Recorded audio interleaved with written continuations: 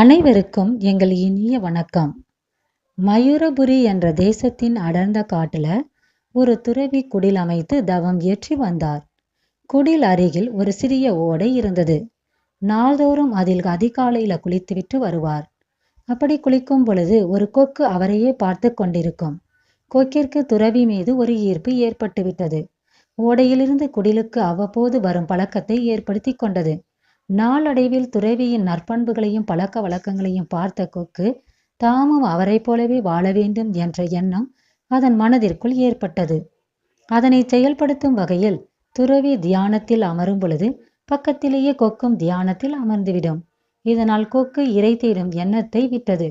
அதன் காரணமாக உடல் மெலிந்து விட்டது. மிகவும் வாட்டமாக நடக்க முடியாத நிலை ஏற்பட்டுவிட்டது. துறவி கொக்கிடம், கொக்கே, நீ ஏன் உடலை வருத்தி கொள்கிறாய்? உணவை எடுத்துக்கொள்ள வேண்டியதுதானே என கேட்டார். வேண்டாம், நானும் உங்களைப் போலவே சாத்வீகமாக இருக்கப் போகிறேன் என்றது. கொக்கே, அது உன்னால் முடியாது என்றார் துறவி. என்னால் முடியும் என்றது கொக்கு. இதோ பார் கொக்கே, இயற்கையின் படைப்புகளில் ஒவ்வொரு படைப்பிற்கும் ஒரு இயல்பான குணத்தையும் உணவு பழக்கத்தையும் ஏற்படுத்தியுள்ளான் இறைவன்.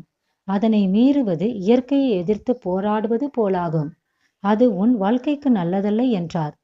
இல்லை, என்னால் முடியும் என்றது கொக்கு. இப்படி உரையாடல் நடக்கும்போதே திடீரென பெருமழை பெய்ய ஓடை நிரம்பி துறவியின் குடிலுக்கருகே வெள்ளம் பெருக்கெடுத்தது. அதில் நிறைய மீன்கள் துள்ளி குதித்தவாறே ஓடி வந்தன. சட்டென ஒரு பெரிய மீனை தன் அலகால் கவ்விக்கொண்டது கொக்கு. துறவி சிரித்தவாறே கொக்கை பார்த்தார்.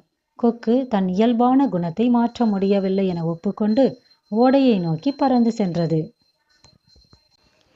இது போன்ற சுவாரஸ்யமான கதைகளுடன் மீண்டும் அடுத்த வீடியோல பார்க்கலாம்.